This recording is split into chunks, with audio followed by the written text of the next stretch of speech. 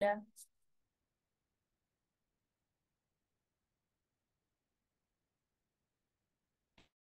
¿Qué tal, chicos? ¿Me escuchan ahí?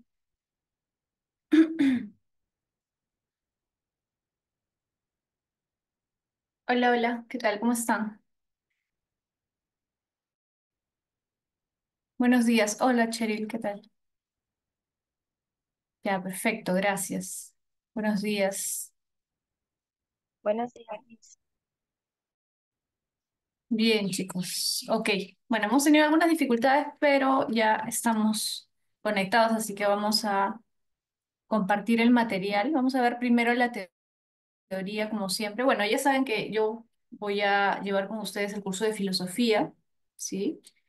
Si tienen alguna duda, alguna pregunta acerca de los temas, lo pueden ir haciendo. De preferencia, cuando acabemos de explicar, pueden hacer sus preguntas, pero si tienen alguna duda en medio de la clase, también pueden hacer la pregunta, ¿ya? Vamos a hacer primero la parte teórica siempre y luego ya al final vamos a hacer la parte práctica. Em, y bueno, ya si van surgiendo dudas en el camino, siempre es bueno que hagan preguntas y que no esperen al final para, digamos, cuando ya hayan pasado tres, cuatro temas, porque a veces es más difícil, ¿no? Explicar temas pasados. Entonces, mejor van haciendo sus preguntas si tienen alguna duda. ¿Ya, chicos? Bien, gracias. Buenos días a todos. Entonces voy a ir compartiendo el material de la teoría, ¿ya? Ok, ahí está. Ya se puede ver, ¿no? Siempre voy a tratar de hacer un material que sea así sintético, pero que tenga lo importante. Y también les voy a ir comentando cosas que ustedes pueden ir anotando. Siempre tengan un cuadernito, una libreta donde pueden ir anotando algunas ideas, ¿ya? Ya por la experiencia, ustedes saben que los profesores más o menos conocemos qué temas pueden venir, entonces yo les voy a ir diciendo qué temas tienen que tener más presentes para el examen, ¿ya? Bien. Entonces empezamos. A ver, filosofía es un ámbito que es bastante extenso, entonces vamos a ir viendo distintas cosas a lo largo del ciclo. Pero primero tenemos que saber qué cosa es la filosofía, ¿no? Y a veces podemos tener una idea de la filosofía un tanto general, un tanto vaga, porque bueno, en realidad, como ustedes saben, la filosofía es bastante antigua y en la actualidad, pues los temas que nosotros aprendemos, estudiamos, son más especializados, ¿no? Y la filosofía, digamos, es más amplia, ¿no? Pero la filosofía en realidad surge en Grecia, en las colonias de Grecia del Asia Menor, como vamos a ver en un momento. Les he puesto un mapa donde vamos a ver en qué zona surge. Y surge en una época bastante antigua, ¿no? Surge en el siglo VI antes de Cristo, es decir, estamos hablando de hace 2600 años. La filosofía no surge como digamos, como un estudio, como actualmente entendemos, no sé, pues estudiar derecho, no sé, literatura, administración, ¿no? La filosofía es un tipo de saber, digamos, muy genérico que va surgiendo en distintas ciudades, ¿ya? Pero digamos que en general lo que comparten todos los filósofos de ese periodo, de ese momento, o sea, del inicio de la filosofía, es su interés por comprender cómo es la realidad, ¿no? De dónde surge todo, ¿ya? Eso ya lo vamos a ver la próxima semana cuando veamos los filósofos presocráticos. Entonces, la filosofía es etimológicamente el amor a la sabiduría. Etimológicamente quiere decir la raíz de las palabras, ¿no? Filo significa amor y Sofía significa sabiduría o conocimiento en griego, ¿no? Entonces, de la unión de estas dos palabras, filos, amor, y Sofía, sabiduría, surge el significado de la palabra filosofía, ¿no? Que es amor a la sabiduría, amor al conocimiento. Ahora, justamente ahí se nota que no es un tipo de estudio especializado o definido, porque alguien que ama el conocimiento desea conocer todos los ámbitos de la realidad, o sea, cualquier aspecto de la realidad, no solamente un aspecto específico de la realidad. Es cierto que los primeros filósofos se interesan por la realidad natural, es decir, hasta cierto punto podríamos decir que los primeros filósofos fueron estudiosos de la naturaleza.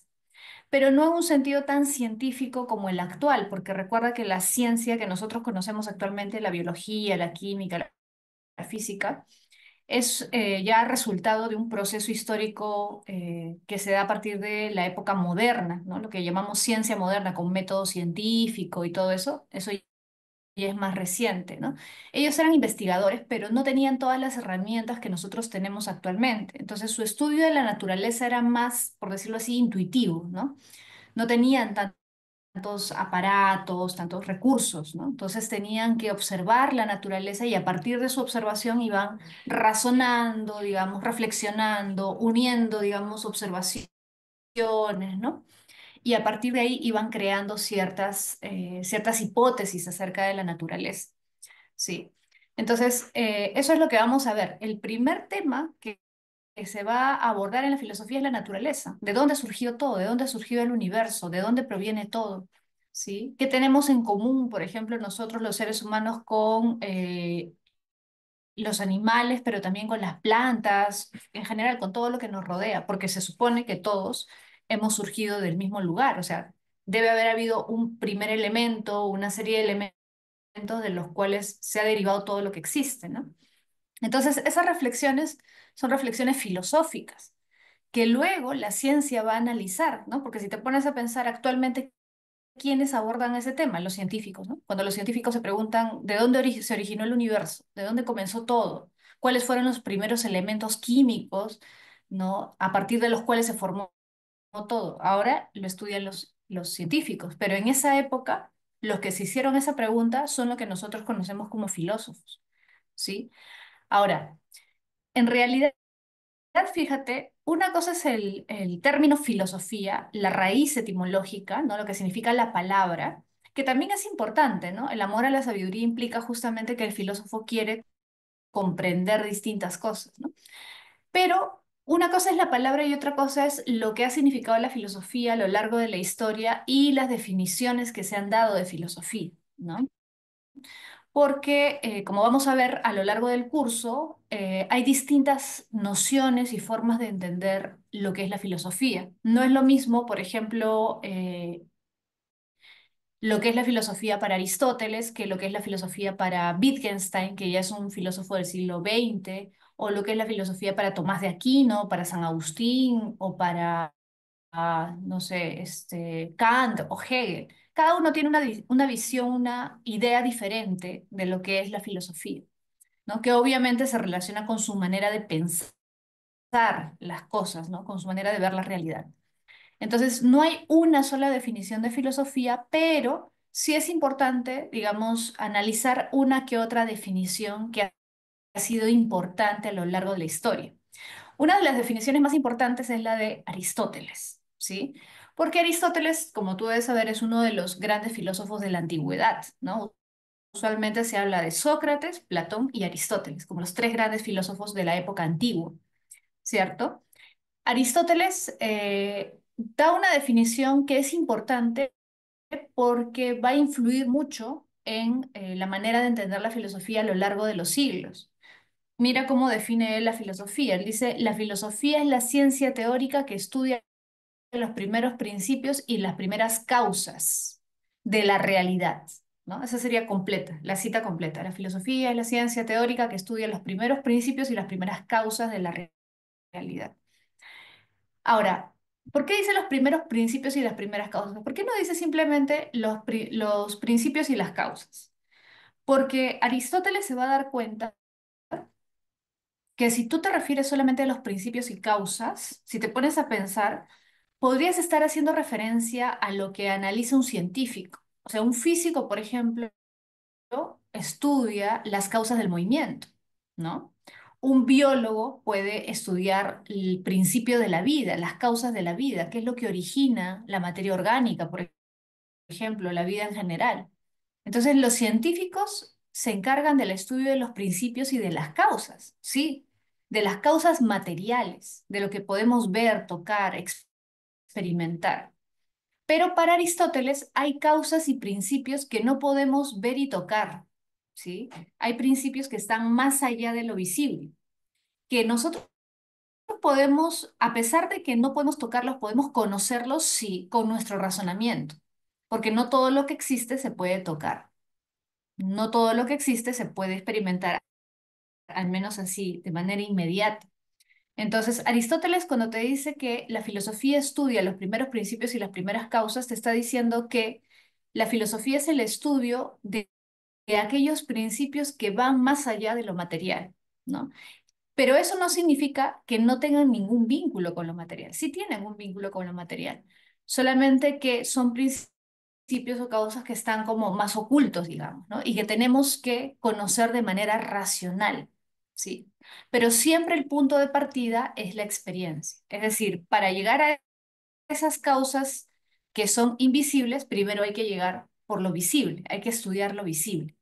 Y por eso es que Aristóteles, como algunos ya deben saber, fue un filósofo también muy interesado en la naturaleza, ¿sí? O sea, fue un filósofo que inició el estudio de lo que hoy se conoce como la biología, por ejemplo, ¿no? Es el padre de la biología, ¿no? Estaba muy interesado en conocer el funcionamiento de los organismos vivos en general, ¿no? De los animales, de las plantas, ¿no? Entonces, Aristóteles le interesa la naturaleza, pero se da cuenta de que una cosa son los principios naturales, materiales, visibles, y otra cosa son los principios que están detrás, como ocultos, ¿no? Y para él eso es la filosofía, ¿no? Ese estudio de esos principios que van más allá de la experiencia y que debemos conocer a través de la razón, ¿ya? Entonces, Aristóteles es uno de los filósofos que va a influir más en nuestra forma de entender la filosofía. Por eso es que para muchos es uno de los filósofos más importantes, ¿no? Ahora, mira, la filosofía es la ciencia teórica. Profesora, pero a mí me han dicho que la filosofía no es ciencia. ¿La filosofía es ciencia? No, no es ciencia. Entonces, ¿por qué Aristóteles dice que la filosofía es ciencia? Eso puede confundir, pero acá hay un detalle, ¿no? Tú tienes que darte cuenta de que las palabras que se usan ya actualmente no tienen el mismo significado que cuando se usaban en la antigüedad. Es decir, el término ciencia, como cualquier término, puede variar su significado de acuerdo a la época. En la época de Aristóteles, hablar de ciencia era hablar de conocimiento. O sea, cualquier conocimiento era ciencia, ¿sí? Cualquier tipo de conocimiento era ciencia. En cambio, en la actualidad no. ¿Por qué? Porque nosotros tenemos una idea de ciencia influida por la ciencia moderna, que ya implica un método y todo lo que ya dijimos, ¿no? En cambio, en Aristóteles, ciencia es conocimiento. Cualquier conocimiento es ciencia. Entonces, por ejemplo, si habláramos de literatura actualmente, ¿para Aristóteles sería una ciencia? Sí, ¿no? Si a Aristóteles le preguntáramos, ¿no? La ética para Aristóteles era una ciencia, porque eran los conocimientos que te ayudaban a saber cómo debías comportarte, ¿sí? Pero fíjate, una cosa es la ciencia teórica y otra cosa es la ciencia práctica, ¿ya? Para Aristóteles, esos son los dos tipos de ciencia, digamos, principales, las ciencias teóricas y las ciencias prácticas. Las ciencias teóricas son las que simplemente te ayudan a comprender, a conocer, a entender el mundo. ¿La filosofía es una ciencia que te ayuda a entender el mundo? Sí, para Aristóteles, ¿sí? Entender la realidad. ¿La física es una ciencia que te ayuda a entender la realidad? Sí, porque te ayuda a entender el movimiento de las cosas. Es una ciencia teórica, la física, para Aristóteles.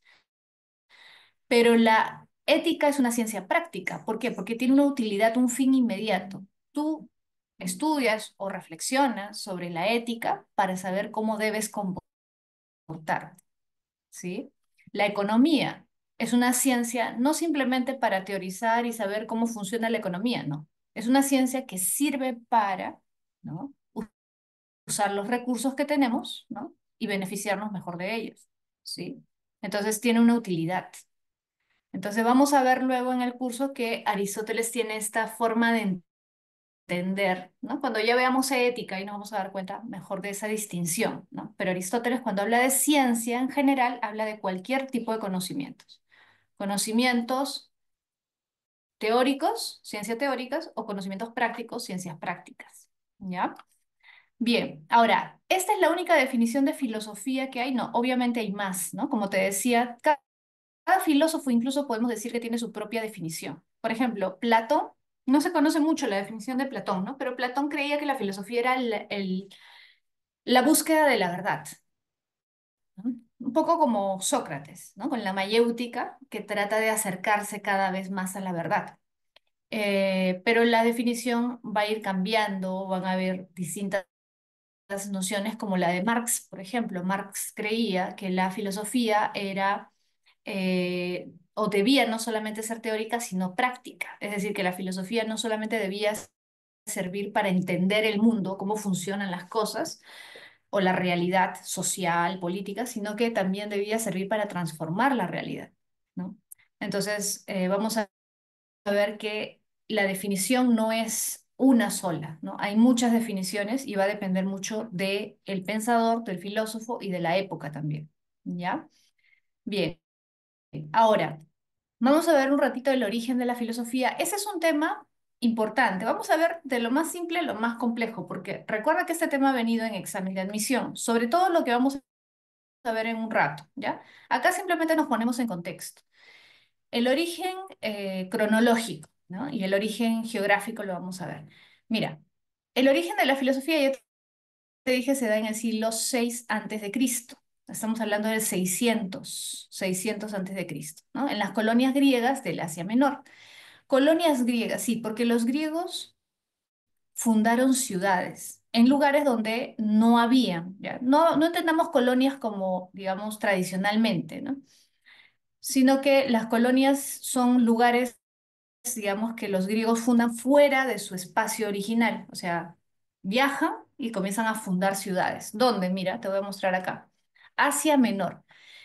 Lo que es Grecia actualmente no es lo que era Grecia en esa época. Grecia, mira, Grecia, eh, en la actualidad, digamos, voy a ponerlo por acá a ver si se ve, es esto, básicamente. Esta isla de acá de abajo también está donde dice Nosos, acá, esto es Creta, ¿ya? Grecia es básicamente actualmente eso de ahí, lo que te marca, ¿ya? Eso es actualmente Grecia, ¿sí? Toda esta zona de acá, ¿ya? Toda esa zona es Grecia en la actualidad. Pero la filosofía no surge ahí, o sea, surge en la Grecia de esa época, pero no en la Grecia actual.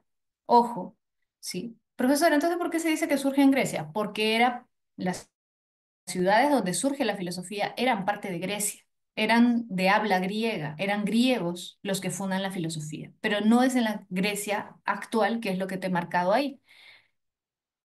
Surgen las colonias griegas del Asia Menor. Fíjate, esta parte de acá, esto ya es Asia. Eso ya es Asia. Si tú ves ahorita en un mapa actual, esta parte de acá donde dice Asia Menor, toda esta zona es Turquía. Es decir, la filosofía surge en lo que actualmente es Turquía.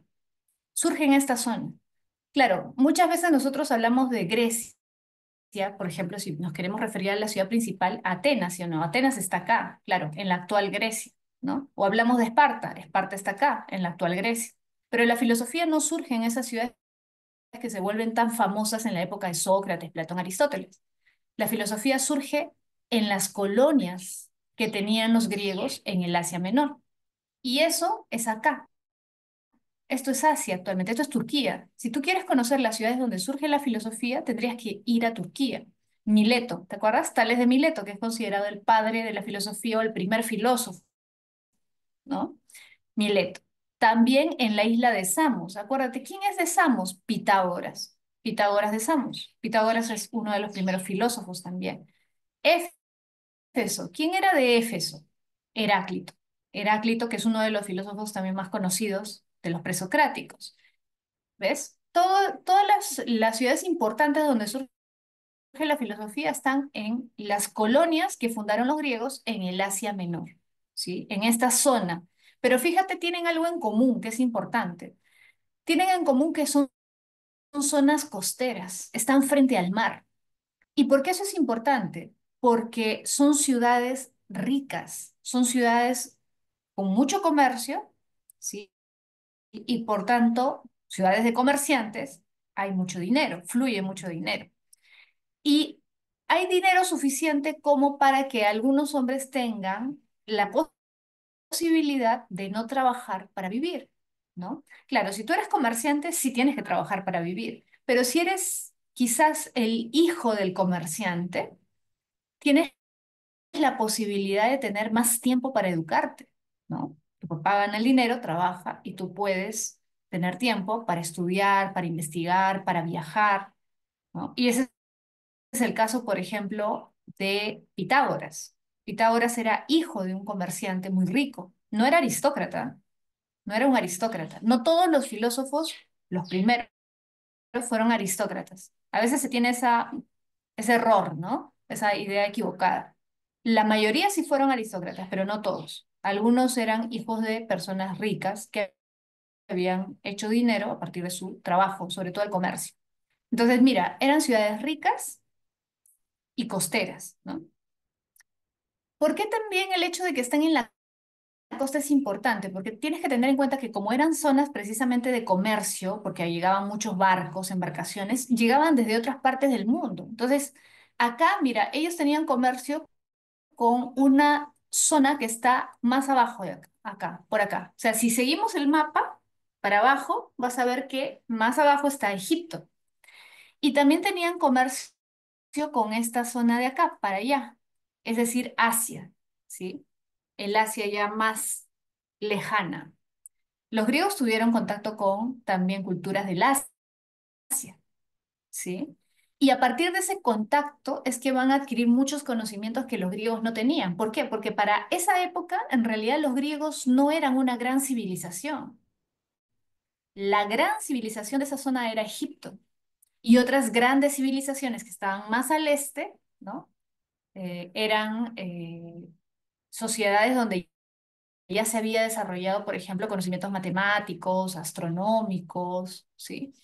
Y también del oeste van a llegar algunos. Entonces, todas esas influencias que reciben los griegos de esta zona de acá, de esta zona de acá, van a ser importantes para comenzar a cambiar la mentalidad de ellos. Es decir, se van a dar cuenta por esa influencia de que no hay que creer absolutamente todo lo que hemos aprendido. Es decir, comienzan a cuestionarse. Es como cuando tú haces un viaje, ¿no? Cuando haces un viaje, sobre todo largo, ¿no? Aprendes cosas nuevas, ¿no? Te sorprendes porque hay cosas que no conocías, te das cuenta de que la gente de otros lugares piensa distinto, actúa distinto, ¿no? Tiene otras costumbres, y eso hace que te cuestiones lo que tú pensabas o lo que tú creías, ¿no? Eso es lo que pasa con esos griegos, comienzan a cuestionarse sus ideas, sus prejuicios, su manera de pensar, por ejemplo, en los dioses, en la naturaleza, etcétera. Entonces, por eso es importante ese contacto comercial que tienen los griegos con otras culturas, ¿no? Y eso se debe en buena medida a su geografía, ¿no? Porque su geografía los obligaba a tener contacto con otras culturas porque era una geografía que impulsaba, ¿no? O propiciaba la navegación, ¿no? Y además Grecia en general, todas estas zonas de Grecia eran zonas áridas, eran zonas donde no crecían fácilmente ciertas plantas, ¿no? No tenían muchos recursos, entonces tenían que tener comercio con otras ciudades para adquirir los productos que ellos necesitaban. Eso hace que comienzan a tener apertura, ¿no? Con otras culturas, ¿sí? Entonces es importante tener en cuenta eso. La situación geográfica de Grecia de alguna forma favoreció el contacto con otras culturas y el cambio de mentalidad, ¿no? Que va a hacer que esa apertura, ¿no? de mente haga que comiencen a cuestionarse lo que ellos creían que era correcto, ¿no? Sus ideas, sus creencias. ¿Ya? Entonces, mira, esas son las colonias griegas. Cuando escuches colonias griegas del Asia Menor, ya sabes a qué se refieren. Mileto, Éfeso, Samos, ¿sí?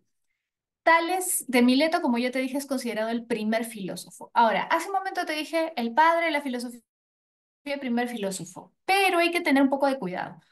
Muchas veces se les considera el padre de la filosofía, sí, porque es el primer filósofo, pero hay algunos que no lo consideran el padre de la filosofía. O sea, es el primer filósofo, sí, pero no lo consideran el padre como tal de la filosofía. ¿Por qué? Porque como te dije hace un momento, esos primeros filósofos son filósofos de la naturaleza. O sea, están interesados en comprender cómo funcionan las cosas, ¿no? De dónde viene el mundo, de dónde viene el universo, de dónde vienen los animales, las plantas. Y en ese sentido, no es una filosofía muy parecida a la actual, ¿no? Entonces, por eso algunos consideran que en realidad el verdadero padre de la filosofía, que es el que realmente abre la filosofía como la conocemos actualmente, o sea, inicia las preguntas que hasta este momento los filósofos siguen tratando de responder, es Sócrates. Para muchos especialistas, el verdadero padre de la filosofía es Sócrates, ¿ya? Pero el primer filósofo como tal es Tales, ¿ok?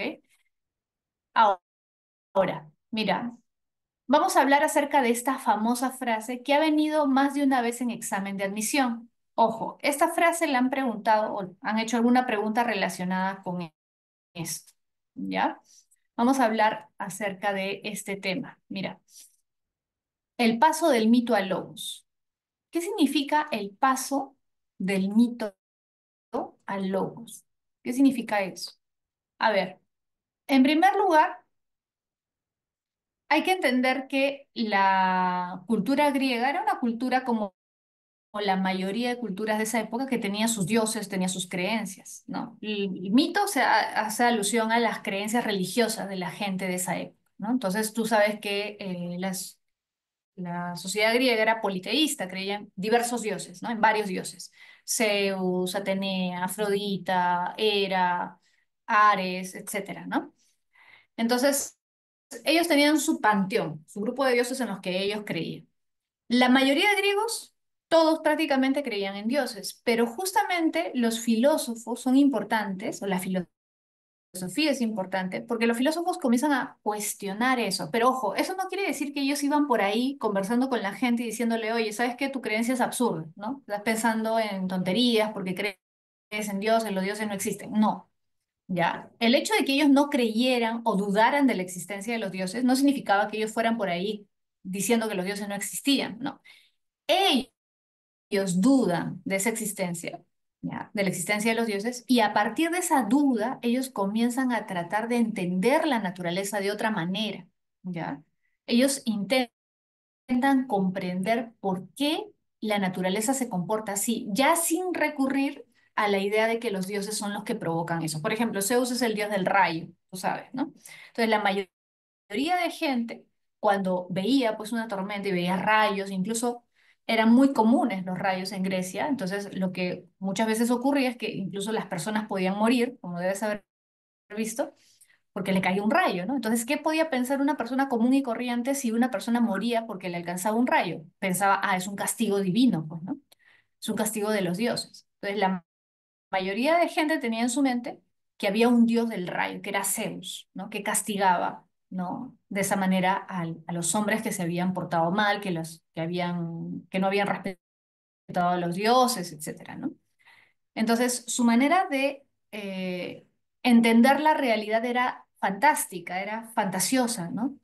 Pero algunos hombres se van a dar cuenta de que esa es una explicación muy, digamos, simple, ¿no? Y un tanto absurda, ¿no? Entonces van a comenzar a cuestionar esas ideas en su mente y van a tratar de entender la naturaleza de una forma más racional, ¿sí? Van a tratar de comprender por qué la naturaleza funciona así. Por eso te decía, los primeros filósofos como Tales, Anaximandro, Anaxímenes, etcétera, son filósofos que tratan de encontrar la explicación de las cosas, de los fenómenos, en la propia naturaleza, ya no en los relatos fantásticos, ya no en la idea de que los dioses nos quieren castigar, no, sino en la propia naturaleza. Y por eso ellos comienzan a observar la naturaleza. Viajan también, como te decía, Pitágoras, por ejemplo, viajaba mucho. Gracias a que su padre era comerciante, navegaba, viajaba, iba conociendo otras culturas, ¿no? Iba observando también la naturaleza. Por eso es que también Pitágoras, como tú debes saber, era matemático, ¿no? Le interesaba la naturaleza, le interesaba cómo funcionaba la realidad, ¿no? Entonces, los filósofos van a tratar de entender la naturaleza de una forma racional. Y eso es lo que se conoce como logos. La palabra logos, mira, la palabra palabra logos en griego significa palabra, razón. De ahí vienen palabras como diálogo, di, di, ¿sí? Diálogo. Dos que comparten sus palabras, es decir, un intercambio de opiniones, un intercambio de palabras entre dos personas. Lógica. La palabra lógica también viene de logos, ¿no? Que significa razonamiento. ¿Qué hace la lógica? Estudia razonamientos. Entonces, cuando hablamos del paso del mito a logos, ¿no? Que como te digo ha venido varias veces en examen de admisión. ¿A qué se refiere el paso del mito a logos? Los filósofos pasan del mito a logos. Los filósofos dejan de lado las explicaciones mitológicas, religiosas, fantásticas, dejan de creer en eso y tratan de entender la naturaleza de una forma lógica, racional, a partir del razonamiento. Entonces, en ese sentido, la filosofía es importante en la historia, porque gracias a la filosofía, al menos en la cultura occidental, en Grecia, porque tú sabes que Grecia es la cuna de la cultura occidental, ¿no? Gracias a la filosofía se comienza a dar una investigación más racional del mundo. Se deja de lado las explicaciones fantásticas, que era lo que la mayoría hacía. Eso no quiere decir, ojo, que la mayoría de gente dejara de creer. La mayoría de gente seguía creyendo en los dioses, pero hubo un pequeño grupo de personas, un pequeño grupo de hombres, que comienza a estudiar la naturaleza de forma racional. Y ese pequeño grupo de hombres va a cambiar la historia, porque a lo largo del tiempo, con el paso del tiempo, eso va a dar paso a la ciencia, ¿sí? A un estudio racional de la naturaleza, cada vez más especializado. Por eso se dice que la filosofía es la madre de todas las ciencias, porque el origen del estudio racional de la naturaleza está en la filosofía. Y por eso no es casualidad que muchas de las ciencias actuales tengan su origen, es decir, los primeros que hacen, los que dan los primeros pasos, digamos, en esas ciencias fueron filósofos, ¿no? Como en el caso de Aristóteles, que es considerado padre de la biología, ¿no? Entonces, en ese sentido, la filosofía es importante, ¿ya? Porque ciencia, como actualmente la conocemos, no existía en esa época todavía. Los primeros que hacen un acercamiento, ¿no? Se acercan a lo que nosotros conocemos como ciencia son los filósofos, ¿sí? Ahora, ya hemos visto el origen geográfico, ya vimos dónde se situaban esas ciudades donde surge la filosofía, ¿ya? Ahora, también hay un factor, estos son factores, ¿ya? Factores que propician la aparición de la filosofía. También hay un factor religioso. ¿Por qué? Porque, a ver, la religión griega, ¿ya? A pesar de que también era fantástica y todo lo que tú quieras, tenía algo que según los especialistas era más propicio para que la filosofía surgiera, ¿ya? Que otras religiones. O sea, primero que la religión griega era una religión politeísta, ¿no? O sea, no se creía en un solo dios, sino en diversos dioses. Y aparte de eso, la religión griega no tenía un dogma, o sea, no era dogmática, no había un libro sagrado, digamos, como otras religiones. Por ejemplo, la religión cristiana, ¿no? Se basa en la Biblia, ¿no? Sobre todo en el Nuevo Testamento. La religión judía también. La religión musulmana, ¿no? El Islam también tiene su libro sagrado. Y eso puede tener algo de positivo, pero también puede tener algo de negativo, que es el hecho de que si hay un libro sagrado, yo no puedo contradecir. Si yo soy cristiano, ¿no? Por ejemplo, yo no puedo contradecir lo que dice el Nuevo Testamento. Tengo que aceptarlo. Es decir, esa es la verdad. Yo no puedo cuestionarla, ¿no? Al menos en teoría no debería cuestionarla, ¿no? Entonces, cuando hay libros sagrados, las religiones se vuelven más cerradas, ¿no? Más dogmáticas. En cambio, cuando no hay libros sagrados, es decir, no hay una verdad absoluta, las personas tienen un poco más de libertad de pensamiento. Y eso pasó con la religión griega, porque ellos no tenían un libro sagrado. Y no tenían tampoco una especie de iglesia, ¿no? Digamos, como institución, ¿no? Como el cristianismo, por ejemplo, ¿no? O en el judaísmo que también tienen, digamos, ¿no? Sus líderes religiosos. Eso no existía en la religión griega. No había una iglesia. Habían ritos, habían, digamos, sacerdotisas, gente que, digamos, hacía los rituales, sí, pero no era una casta que te dijera en esto tienes que pensar y en esto no, ¿no? Así tienes que actuar y si no, no había, digamos, una forma de pensar tan cerrada, ¿no? Y eso para muchos propicia la aparición de la filosofía, porque hace que hayan diversas opiniones, ¿no? Hace posible que hayan diversos puntos de vista sin entrar en conflicto, digamos, de manera eh, tan radical, ¿no? Por cuestiones de pensamiento. Entonces, la religión también es un factor que para muchos propicia la aparición de la filosofía.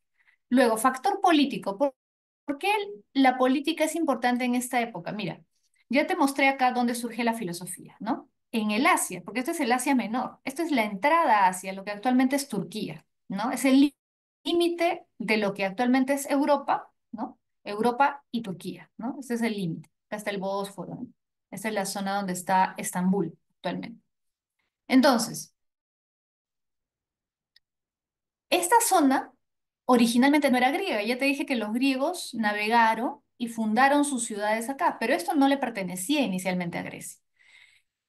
¿Quiénes estaban por aquí? Por aquí nada más había un gran imperio, el imperio persa, ¿te acuerdas? Los persas, al ver que los griegos se están acercando a sus fronteras, a su territorio, se van a sentir amenazados. Entonces, ¿qué van a hacer los persas? Van a comenzar a atacar estas ciudades. Van a atacar estas ciudades para expulsar a los griegos de lo que ellos consideraban que ya era casi su territorio, ¿no? Entonces, muchos griegos van a tener que emigrar. Por eso es que, no sé si recuerdas, de la Magna Grecia, ¿te acuerdas? El sur de Italia, ¿no? Hasta ahí llegaron los griegos, porque muchos griegos huyeron de estas zonas hacia esas zonas. Fundaron nuevas ciudades a raíz de los conflictos que tuvieron con el imperio persa.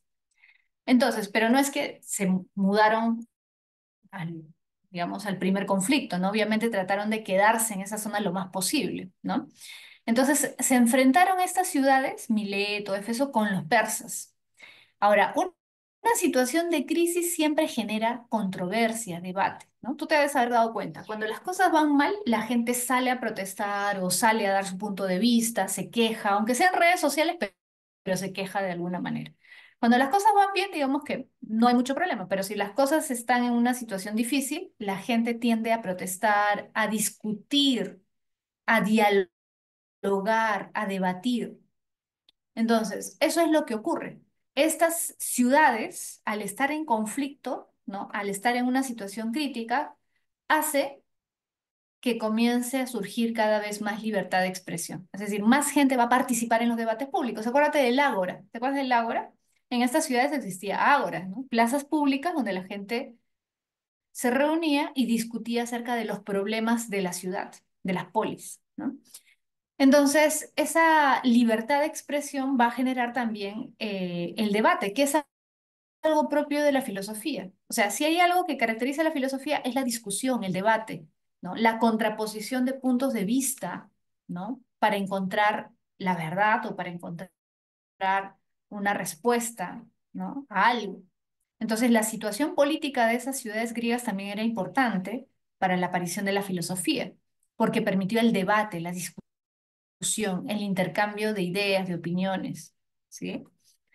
Y por último, el factor socioeconómico. Ojo, este factor socioeconómico para muchos es el más importante de todos, ¿ya? Y ha venido también en examen de admisión, ¿ya? Ha venido en examen de admisión. Acá está, mira, para que lo entiendas de manera bien fácil, te he puesto una imagen, ¿sí?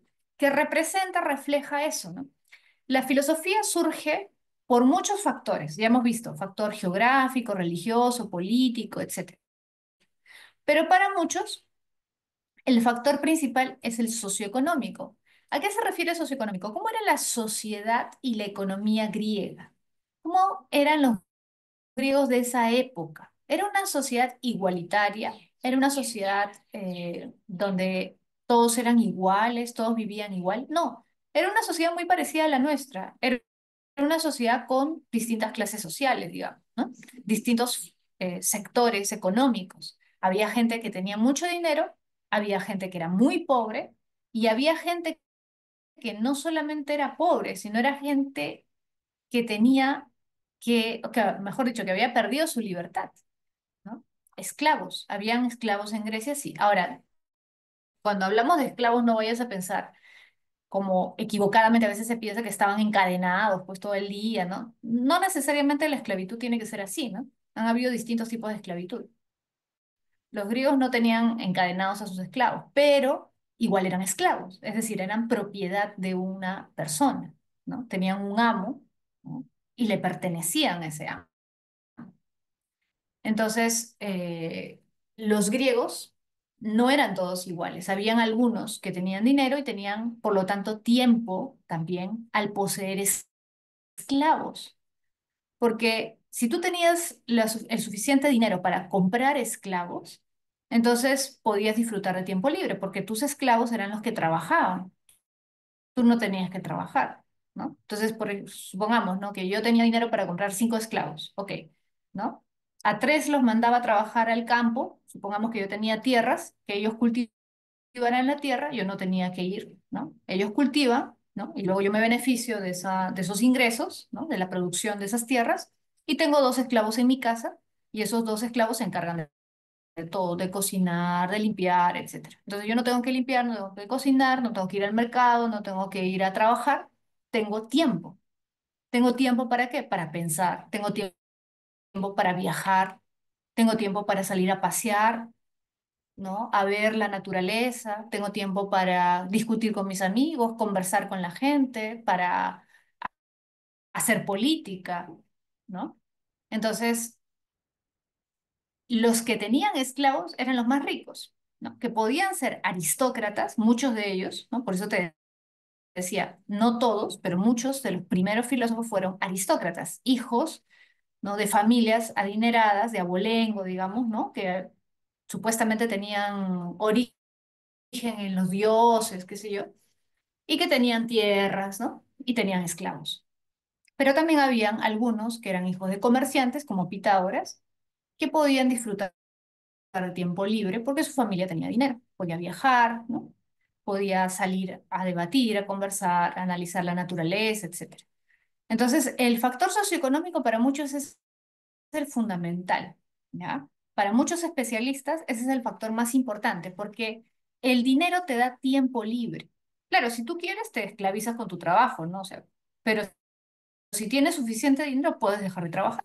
Puedes contratar a otras personas y que ellos trabajen por ti. Tienes ocio, tiempo libre. El ocio no era mal visto en Grecia. Ojo, actualmente es mal visto, ¿no? Alguien que no trabaja, ¿no? Pero en esa época no era mal visto, ¿no? Si tú tenías la posibilidad de no trabajar, no trabajas. Los aristócratas, los comerciantes tenían ese tiempo de ocio para pensar, reflexionar, debatir, viajar. Por eso muchos de los primeros filósofos también viajaban mucho, ¿no? Platón también viajó mucho. Ahora, ojo, no todos los filósofos, como a veces se cree, eran aristócratas, ¿no? Platón era aristócrata, pero Sócrates no era aristócrata.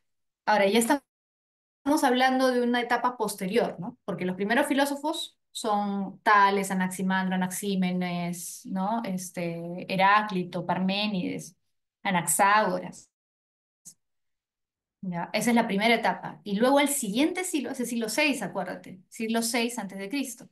Pero en el siglo V, tú debes saber por historia, es el siglo de Pericles, ¿no? Y ahí Atenas tiene su época de esplendor. Mira, en el siglo VI, las ciudades más ricas, las ciudades más poderosas, importantes, eran estas, donde surge la filosofía, Éfeso, Mileto, esa zona, ¿ya? Atenas no era tan importante en esa época, pero en el siglo V se da un esplendor de Atenas. ¿Por qué? Por el siglo de Pericles, que tú conoces, ¿no? Por Pericles. Gracias a Pericles se comienza a dar una, un cambio en Atenas, un cambio artístico, político, arquitectónico, se da un surgimiento importante y eso hace que al haber tanta riqueza, algunos hombres sin tener tanto dinero puedan dedicarse a la filosofía. Hay tanta riqueza en la ciudad que incluso los pobres o los no tan ricos también se pueden dedicar a la filosofía, como Sócrates, ¿sí? Entonces, eso ya se va dando posteriormente, ¿no? Pero los primeros sí, la mayoría eran aristócratas, ¿sí? La esclavitud fue un factor, ¿no? Fue un factor que propició la aparición de la filosofía. Luego, mira, vamos a hablar de las características de la actitud filosófica, que es también un tema que ha venido varias veces en examen de admisión.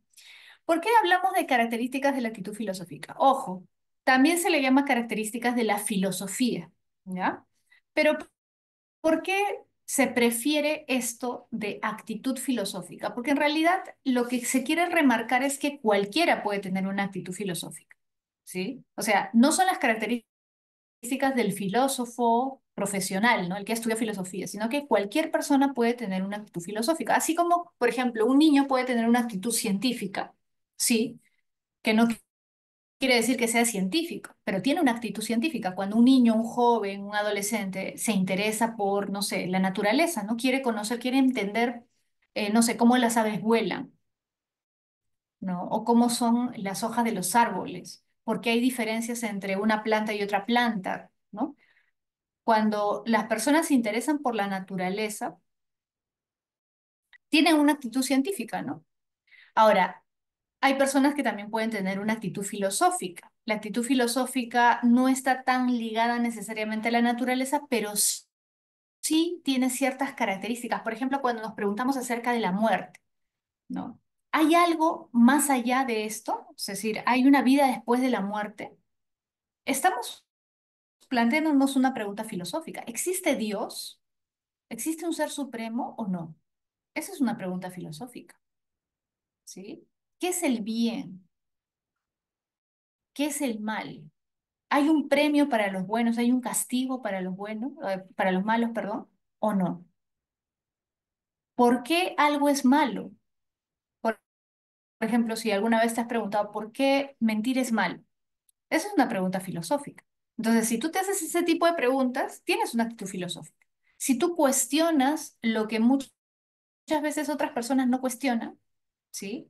Tienes una actitud filosófica. Por ejemplo, si te preguntas, ¿y por qué tenemos que tener una democracia? ¿Por qué no podríamos crear otro sistema de gobierno si la democracia parece que no funciona bien, ¿no? La mayoría de gente defiende la democracia, pero ¿por qué la defiende? Porque es el mejor sistema, ¿y por qué es el mejor sistema de gobierno? Y no te saben explicar, ¿no? Entonces, si tú te atreves a cuestionar eso, que la mayoría no cuestiona, estás teniendo una actitud filosófica, ¿no? Porque estás siendo crítico, ¿te das cuenta? No estás asumiendo que es verdad todo lo que te dicen, ¿sí? Entonces, cualquier persona puede tener una actitud filosófica, ¿sí? Es más, los niños tienen una actitud filosófica. Cuando te preguntan por qué, no sé si te has dado cuenta que los niños siempre preguntan ¿y por qué? ¿Y por qué? ¿Y por qué? Y a veces los papás no saben explicar, ¿no? Lo que les preguntan y se cansan, se aburren. Pero el niño a veces te comienza a hacer una pregunta sencilla aparentemente y luego sigue y sigue y sigue hasta que llega un momento que ya no sabes qué responderle, ¿no? De alguna forma, ¿eso es una actitud filosófica del niño? Sí, porque es problemática, porque siempre te está planteando nuevas preguntas, ¿no? Entonces, la actitud filosófica es una actitud humana en realidad, ¿no? Que algunos pueden tener más desarrollada que otros, así como hay gente que tiene más desarrollada una actitud científica, ¿no? Es decir, de tratar de comprender el mundo, de conocer la naturaleza, ¿no? ¿Sí? Pero todos, en mayor o menor medida, podemos tener una actitud filosófica. Ahora, ¿qué caracteriza la actitud filosófica? O sea, ¿cuáles son las características básicas? Son cinco las que están acá, ¿no? Primero, radical. ¿Por qué la actitud filosófica es radical? Porque estudia los fundamentos de la realidad. Es decir, el que tiene una actitud filosófica no se queda en la superficie, sino que trata de entender lo que está en el fondo del problema, ¿sí? En lo más profundo del problema. Por ejemplo, cuando Aristóteles, como vimos hace un rato, dice, la filosofía es la ciencia que estudia los primeros principios y primeras causas. Mira, no dice la filosofía es la ciencia que estudia los principios y las causas, no, los primeros principios, o sea, los que están más allá de lo que podemos ver a simple vista.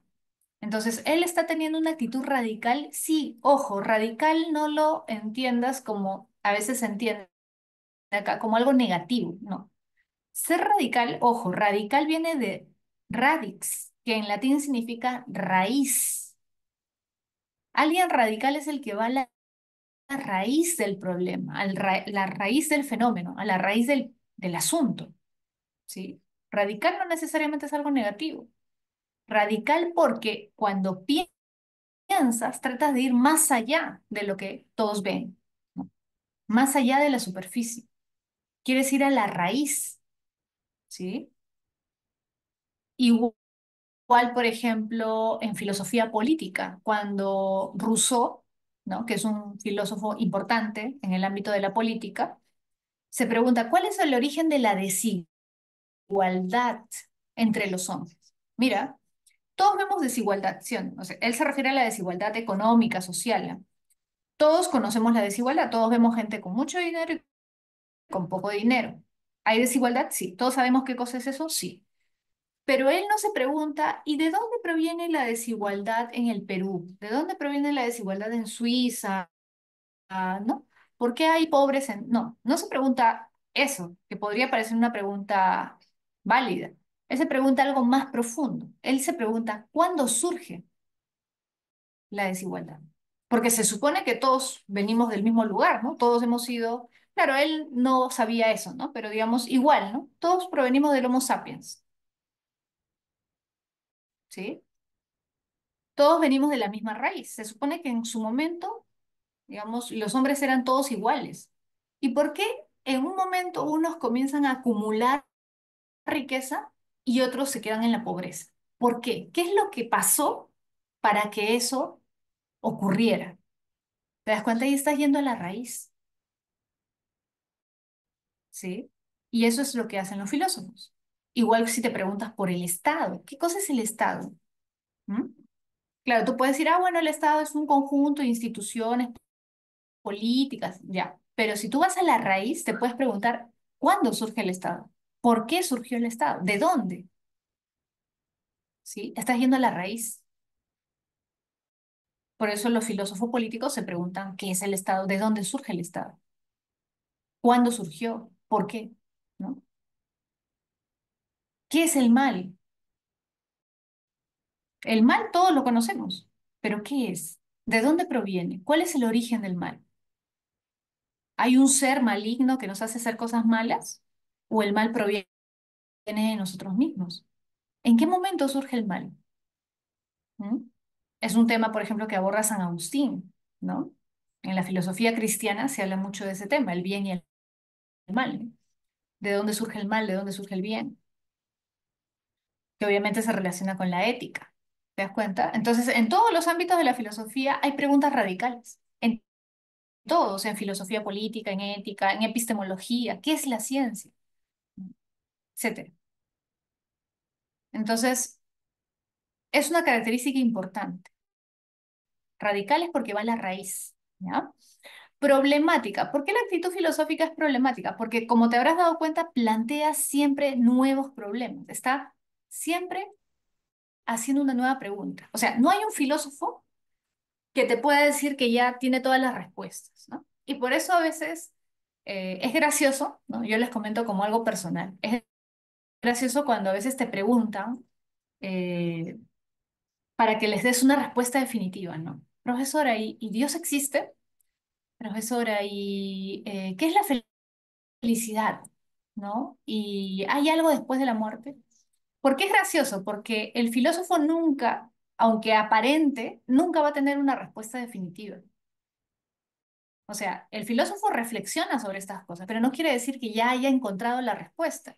En la filosofía es muy difícil tener respuestas absolutas o definitivas, porque justamente la filosofía trata de investigar constantemente.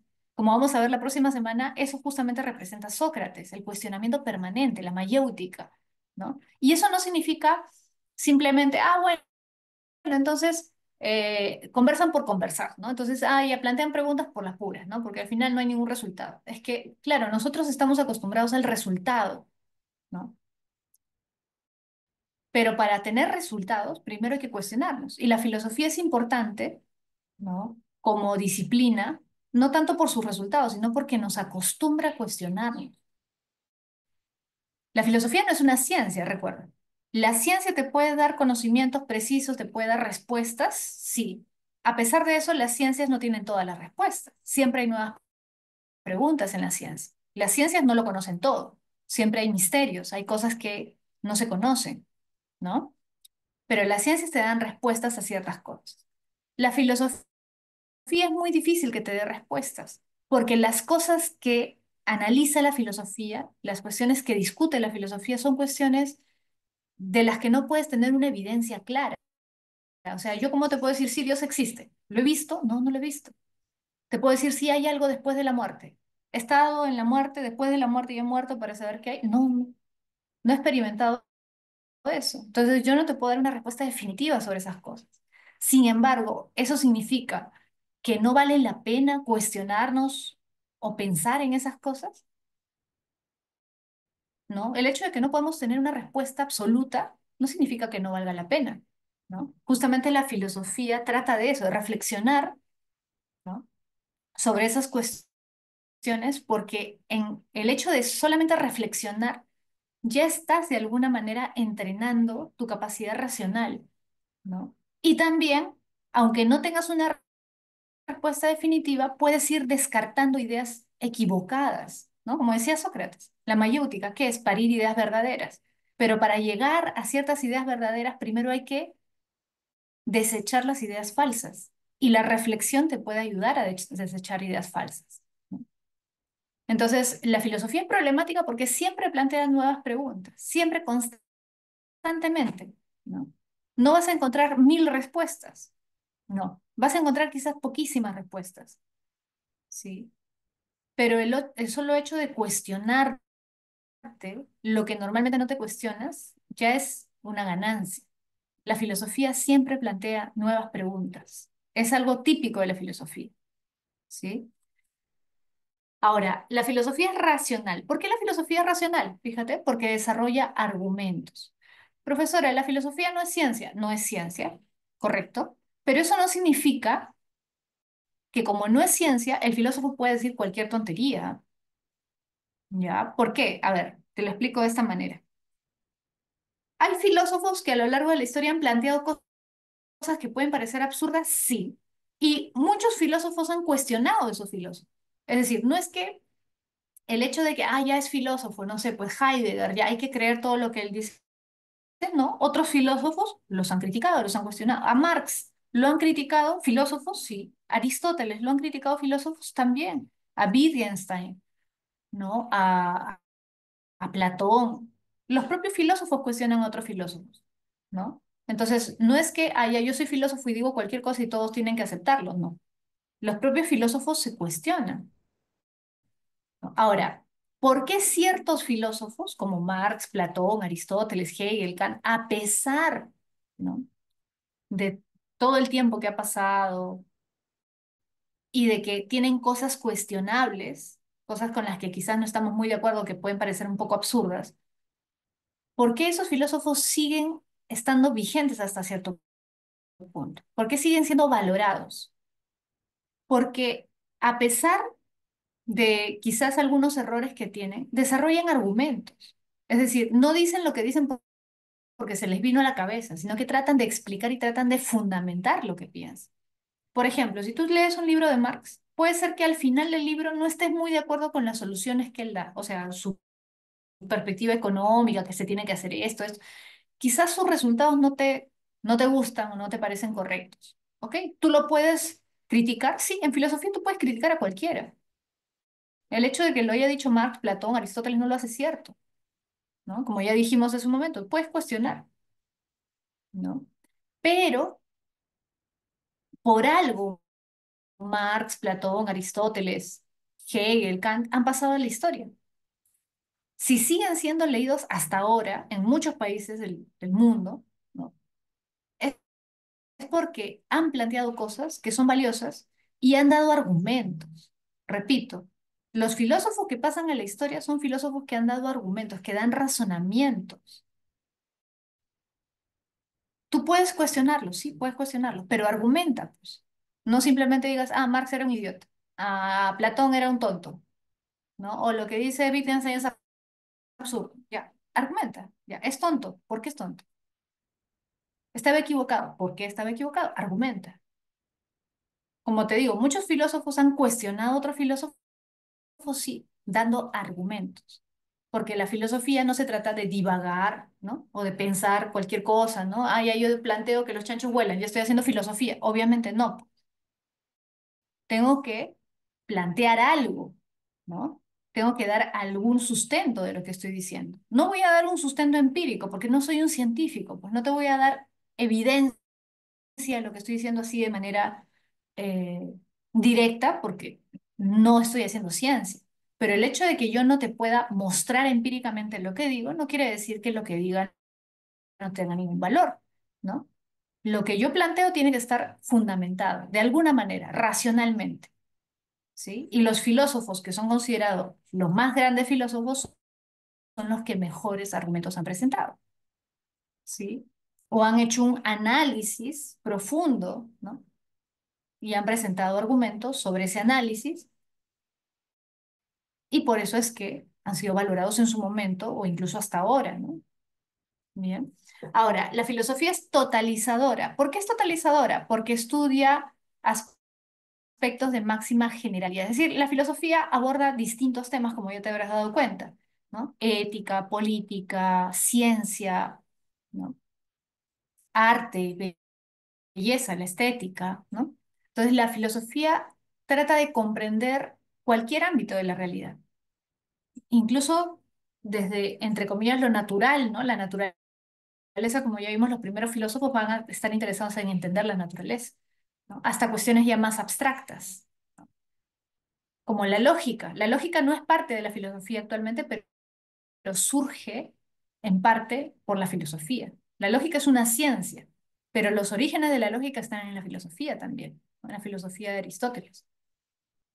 Entonces la filosofía aborda distintos temas, ¿no? Distintos ámbitos de la realidad: ética, política, lógica, estética, axiología, epistemología, el conocimiento, nociología. Trata de comprender distintos ámbitos de la realidad. Trata de abarcarlo todo, de comprenderlo todo, ¿sí? Y por último, la filosofía es crítica. ¿Por qué es crítica? Como te dije hace un momento, ¿no? Porque cuestiona lo que muchas veces nadie cuestiona, ¿no? Como te decía, Rousseau se pregunta, ¿de dónde surge la desigualdad? Quizás te das cuenta actualmente, ahorita, por ejemplo, que te estoy haciendo esa pregunta, que nunca te habías preguntado eso. ¿De dónde surge la desigualdad? Ojo, Rousseau no está preguntándose de dónde surge la desigualdad en el Perú. ¿Por qué hay desigualdad en el Perú? No. ¿Cuándo comienza a haber desigualdad en el mundo? ¿Por qué los hombres en un momento comienzan a distinguirse, a diferenciarse económicamente? ¿Por qué comienza a haber esa desigualdad en el mundo? ¿Qué es lo que propició eso? ¿Qué es lo que ocasionó, causó eso? ¿No? Entonces,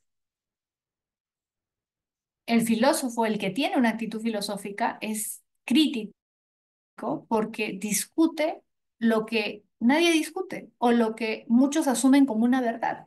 ¿Por qué la democracia es el mejor sistema de gobierno? ¿Por qué no puede haber otro sistema mejor, ¿no? O en la Edad Media, bueno, que ya no es algo tan crítico, ¿no? ¿Por qué existe Dios? ¿Existe Dios realmente o no existe?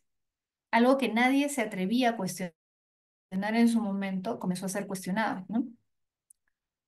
Y así, ¿no? ¿O por qué tiene que haber una autoridad, un presidente? ¿Por qué tiene que haber un jefe de Estado? ¿No sería posible vivir sin Estado?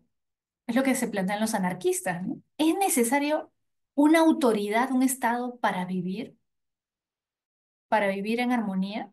¿No podría ser posible vivir sin Estado? Es una actitud crítica, porque está cuestionando algo que asumimos como una verdad. Por ejemplo, la mayoría de personas asume como una verdad que tiene que existir el Estado, que sin Estado no podemos vivir.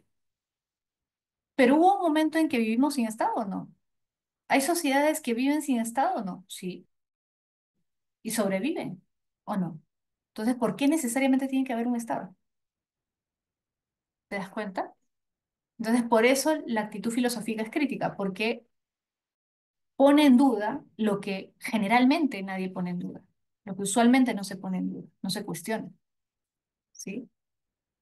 Y por último, vamos a ver las disciplinas filosóficas, ¿ya? Mira, en disciplinas filosóficas ya más o menos te has dado cuenta que hay varias, ya te he mencionado algunas, pero vamos a ir revisando las que están acá porque, mira, a ver, vamos a cambiarle el colorcito para, ya, mira, vamos a ir explicando una por una, ¿ya? Que son todas las disciplinas que de alguna manera van a surgir a lo largo de estas semanas, ¿ya? Entonces tienes que saber qué significa cada una para que no te confundas.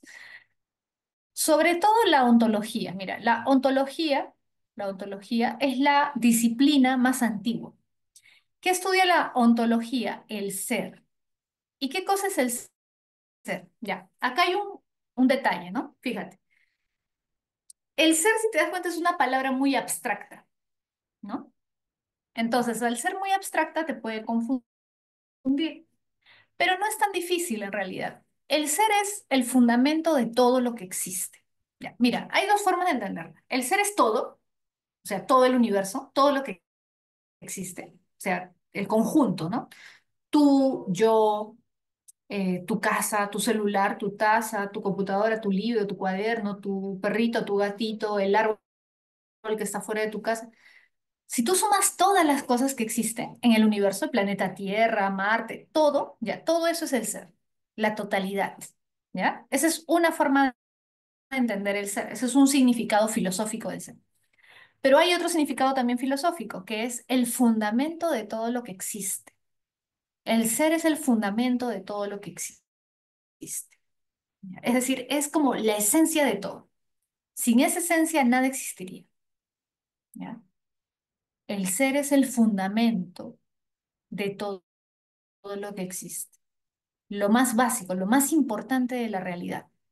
¿Ya? Pero no es que sean un objeto, ¿ah? Sino es como el fundamento. ¿Ya?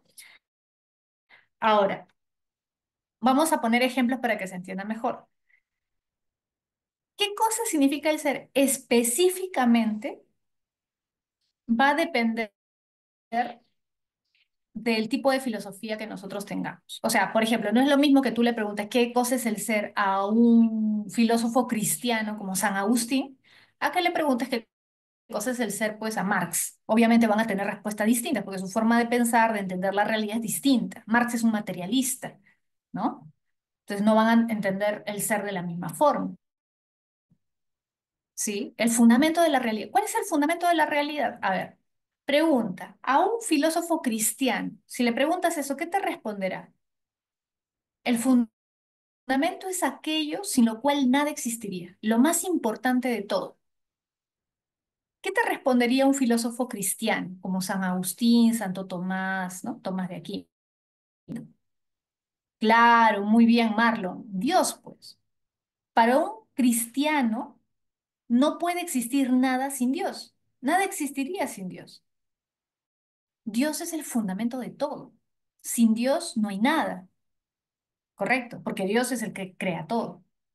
Entonces, para un filósofo cristiano como San Agustín, Santo Tomás, San Anselmo, etcétera, el ser es Dios. Ahora, si tú le preguntas a Marx, ¿tú crees que te va a decir que el ser es Dios? Obviamente no, ¿cierto? ¿Qué te dirá Marx? ¿Qué te diría? ¿Qué crees que te diría? Si tú le preguntas a Marx, a ver, Marx, ¿qué cosa es el ser? ¿Cuál es el fundamento de todo lo que existe? Recuerda, Marx es materialista. Marx es un materialista. ¿Cuál será el fundamento de todo lo que existe para Marx? El trabajo, no. Algo más, el trabajo es algo más económico, el dinero es algo más económico, pero acá estamos hablando de algo un poquito más abstracto. O sea, abstracto no necesariamente que no se pueda ver, sino la riqueza, no.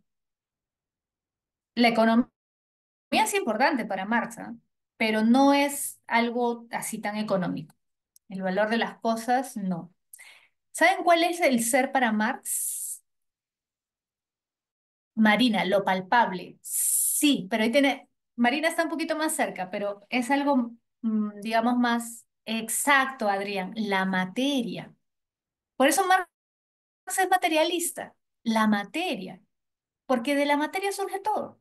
A ver, te pregunto, a ver, ¿para Marx Dios existe? No, Marx no cree en Dios. ¿Y de dónde surge el hombre? Si Dios no creó al hombre, ¿de dónde viene el hombre? ¿Qué decía Marx? ¿Qué crees que decía Marx? Acuérdate que Marx es de la época de Darwin. Marx admiraba a Darwin y es más, él incluye muchas de las tesis, de las ideas de Darwin, de su teoría de la evolución, en su filosofía. ¿No? No sé si recuerdas que hay un texto chiquito que escribe Engels, que fue un compañero de Marx, que dice, que se titula así, ¿no? El papel del trabajo en la transformación del mono en hombre. O sea, obviamente está apoyando la teoría de la evolución. Profesora, pero el hombre no era un mono, ya sé, pero digamos, se entiende la idea, ¿no? O sea, Engels apoyaba, igual que Marx, la teoría de la evolución de Darwin. Entonces, ¿a qué me refiero con esto? Que el hombre no es un ser creado por Dios para Marx. ¿Qué cosa es el hombre? Es un ser material, es un ser orgánico, como el perro, el gato, el conejo, es un ser orgánico. Claro, no es igual, idéntico, porque el hombre tiene capacidades intelectuales, ¿sí? Pero esas capacidades intelectuales no provienen de una fuente divina para Marx, ¿no? Sino es producto, digamos, la inteligencia, el razonamiento es producto de la evolución, del desarrollo evolutivo del hombre. Entonces, el hombre es lo que es, ¿sí? Gracias a ese desarrollo de la materia, porque somos seres orgánicos, así como las plantas, los animales se han desarrollado a lo largo de la historia como seres materiales orgánicos, el hombre también. Entonces, al fin y al cabo, todo lo que existe es un desarrollo de la materia. Profesora, pero el hombre ha creado arte, por ejemplo. El arte no es material, o la religión, las ideas, sí, pero las ideas, por muy abstractas que sean, la filosofía, por ejemplo, sí, son producto de qué? De la mente del hombre, de la mente humana, el cerebro humano. ¿Y el cerebro producto de qué cosa es? De la evolución, de la materia. O sea, al final todo viene de la materia. Aunque nosotros hagamos cosas abstractas, eso abstracto es un producto de la evolución material del hombre. Entonces, para Marx, el ser es la materia, porque de la materia proviene todo. Porque todo lo que existe es un producto de la evolución material. ¿Te das cuenta? ¿Sí? Ahora, si tú le preguntas qué cosa es el ser a Platón, Platón también te va a dar otra respuesta, ¿sí o no? ¿Sí? ¿Cuál sería el ser para Platón? A ver, los que ya han llevado filosofía antes, no sé, con algún profesor, han visto la filosofía platónica. ¿Cuál sería el ser para Platón? El fundamento de todo lo que existe. El fundamento de todo lo que existe. El de Miurgo, no. El de Miurgo, no. Y ahora te voy a explicar por qué no, Percy. El de Miurgo es importante, sí, pero no es lo esencial. Recuerda, el ser es el fundamento de todo lo que existe, todo, totalidad. ¿Ya? El alma es la esencia del hombre para Platón, pero el alma no es la esencia de todo, porque cuando hablamos del ser hablamos de todo, no solamente del hombre, sino de todo lo que existe. El demiurgo no sabes por qué, Percy, porque el demiurgo es como un dios que ve las ideas y a partir de las ideas que son sus modelos, él forma, le da forma al barro. Es un dios artesano, ¿no? Entonces ya hay algo antes que el demiurgo. El demiurgo no es lo más importante. Las ideas, Percy, claro. Las ideas, no la idea solamente, sino las ideas. ¿Te acuerdas el mundo de las ideas? Hay dos mundos, el mundo de las ideas y el mundo tangible, el mundo sensible, ¿te acuerdas? Las esencias de todas las cosas son las ideas, ¿sí o no? Por ejemplo, tengo la idea de taza. Esta es la taza y acá tengo la idea de taza, ¿no? Que no es material. Acá tengo el celular y acá tengo la idea de celular, ¿no? Etcétera, ¿no? Lentes y acá tengo la idea de lentes. O sea, tenemos el mundo material que todos podemos tocar, ver, oler, sentir, ¿sí? Pero de cada cosa que existe en este mundo material hay una idea, una esencia. ¿Y qué es lo más importante para Platón? ¿La cosa o la esencia, la idea? ¿Qué es más importante para Platón? ¿Cuál es la verdadera realidad para Platón? Las esencias, ¿ya? Las ideas. Entonces, para Platón, ¿cuál es el fundamento de todo? Las ideas. Profesora, pero si las ideas no son materiales, no, no son materiales. Pero ¿cómo pueden ser el fundamento de todo? Porque para él son las esencias. Sin la esencia, nada sería lo que es. ¿Mm? La esencia es lo fundamental. La materia es secundaria, porque la materia puede cambiar. Por ejemplo, celular, idea de celular. Este celular, supongamos que yo lo destruyo, lo desaparezco. La idea de celular, la esencia celular, ¿se altera porque yo desaparezco este celular? No. O sea, la esencia sigue permaneciendo ahí. La esencia es inmutable. La esencia es inmortal. La esencia no desaparece. La esencia es lo que permanece siempre. No se altera por las alteraciones materiales.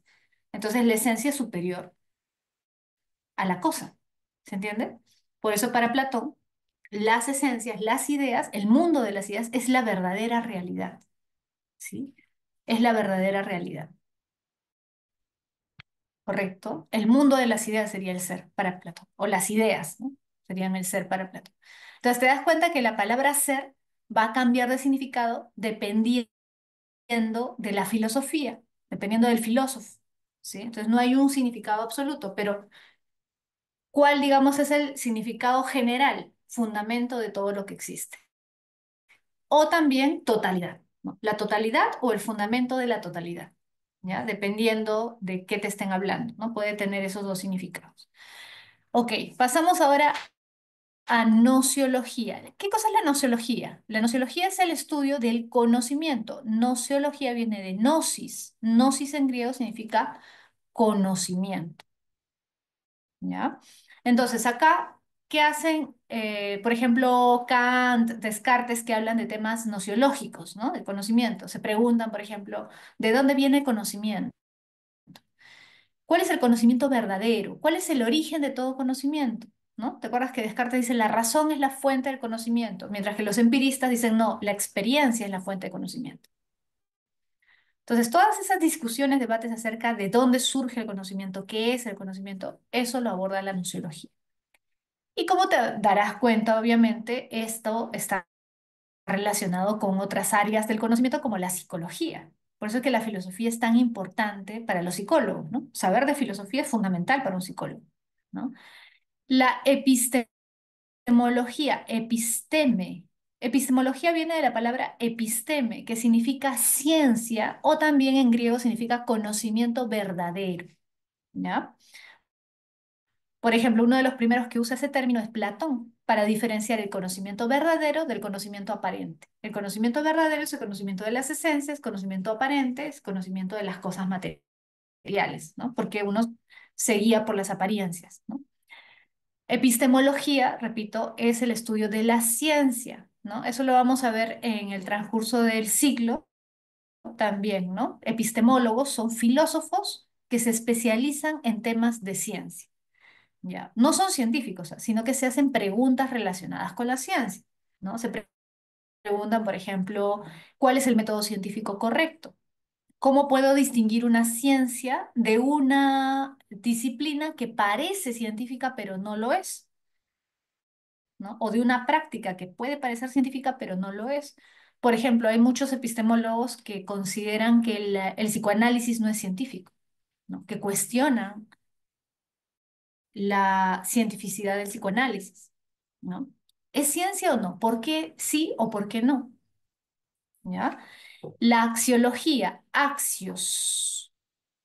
La palabra axiología viene de axios, con S, que significa valor en griego. Ojo, valor se refiere no a los valores éticos necesariamente, sino en general, a cualquier valor.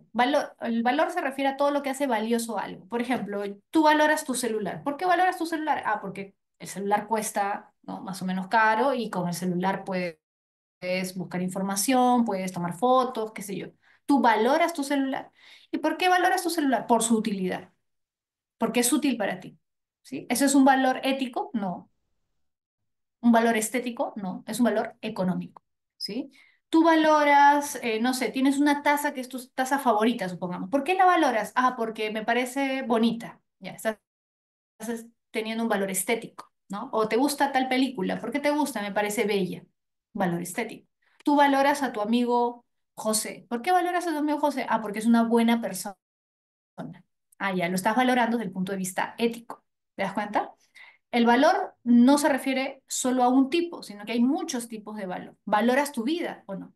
¿Valoras la salud, sí o no? Ya. El valor es cualquier cosa que hace que nosotros valoremos algo, sea estético, ético, económico, social. Hay muchos tipos de valor. La axiología estudia eso. ¿Qué cosa es el valor? ¿De dónde surgen los valores? ¿Los valores son subjetivos o son objetivos? Ese tipo de preguntas plantea la axiología. Antropología filosófica, fácil. Antropos. Antropos. Estudia el ser humano. ¿Qué es el ser humano? ¿Qué nos distingue de los demás animales? Porque somos seres orgánicos como los animales. Tenemos, ¿no? Mucho parecido con ellos, pero no somos iguales. ¿Qué es lo que nos hace diferentes? ¿Por qué somos distintos? ¿Cuál es la esencia del hombre? ¿No? ¿Cuál es el sentido de la vida? ¿Para qué estamos acá? ¿Hay un sentido o no hay ningún sentido? La antropología filosófica estudia eso. Ética, obviamente la moral, ¿no? ¿Qué es bueno, qué es malo, qué es correcto, qué es incorrecto, qué es la justicia, por qué existe el mal? Todo eso estudia la ética. Fil- Filosofía política, el tema principal es el Estado. Como te dije hace un momento, ¿no? ¿Para qué existe el Estado? ¿Cuándo surgió el Estado? ¿Es imprescindible el Estado para una sociedad o se podría vivir sin Estado? Pero no solamente el Estado, también acá están las leyes, por ejemplo, de dónde surgen las leyes, ¿no? El tema también de la igualdad, si un gobierno debería buscar la igualdad o no, ¿no? La libertad, ¿qué es la libertad? Que está relacionado con la filosofía política, ¿no? Por eso escuchamos, por ejemplo, liberales o libertarios hablando de la libertad, obviamente es un tema político, ¿no? Y el concepto de libertad es un concepto filosófico, ¿no? Estética, el arte y la belleza. ¿Qué es el arte? Por ejemplo, un plátano pegado en la pared con una cinta de embalaje, ¿es arte? ¿Sí o no? ¿Por qué sí? ¿Por qué no?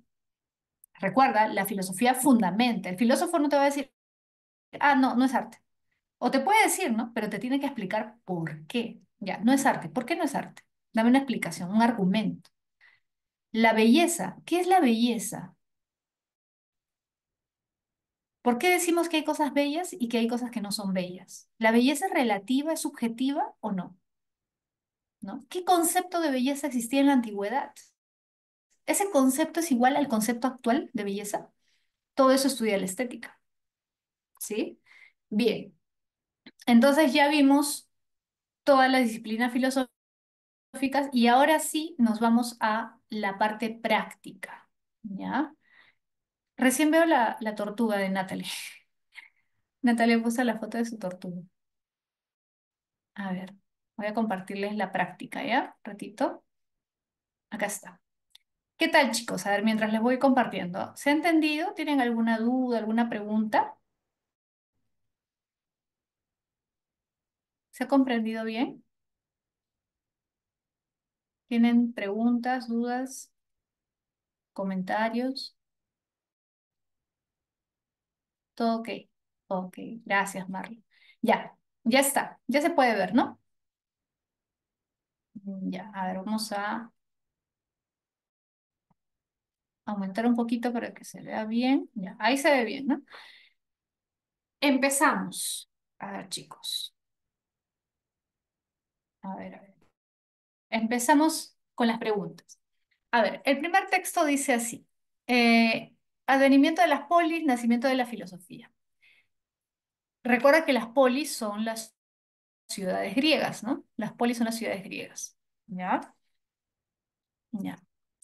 Entre ambos órdenes de fenómenos, los vínculos son demasiado estrechos como para que el pensamiento racional no aparezca. En sus orígenes, solidario con las estructuras sociales y mentales propias de la ciudad griega.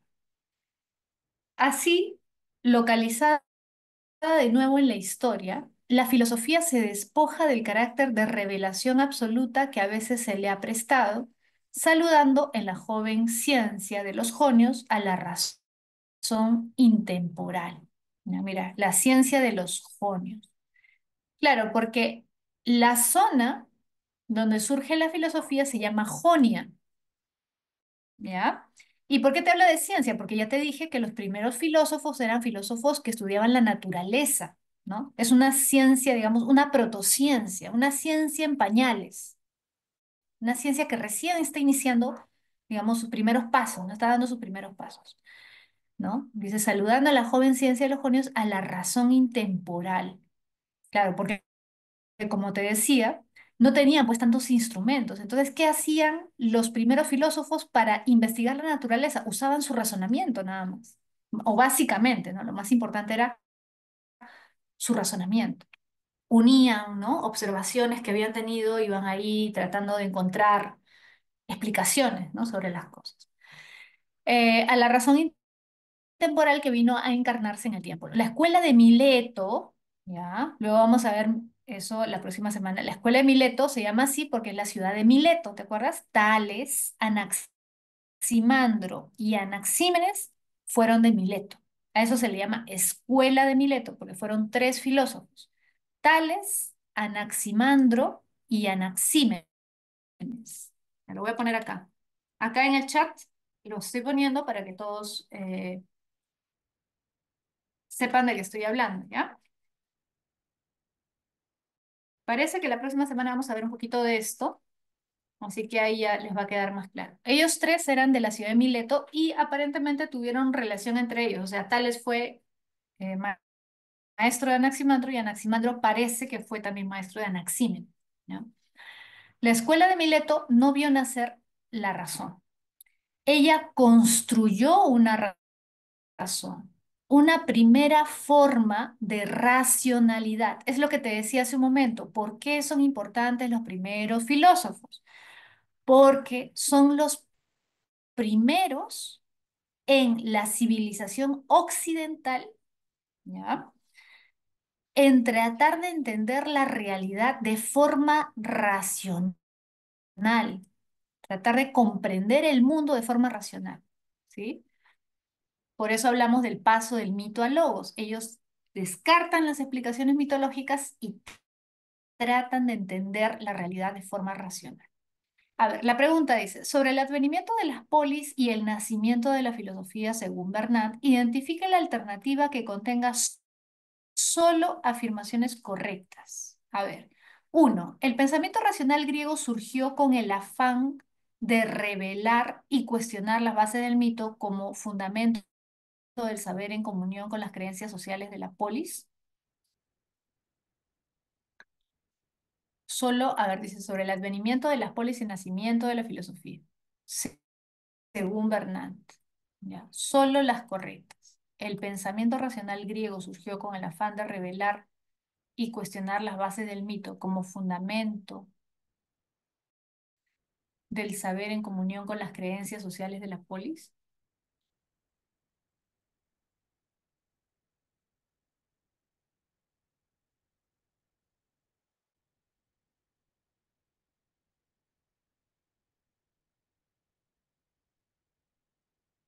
Surgió con el afán de revelar y cuestionar las bases del mito. ¿Te acuerdas que cuando te expliqué esto del mito, luego te dije, los filósofos no es que iban por ahí cuestionando, ¿ah? O sea, los filósofos, los primeros filósofos son hombres que se dan cuenta de que las explicaciones mitológicas no son correctas, ¿no? Pero eso hace que vayan por ahí tratando de cuestionar los mitos. O sea, ellos van tratando de predicar, oye, mira, eres tonto porque crees en los mitos. O lo hacen como un afán más personal de tratar de entender de otra forma la naturaleza.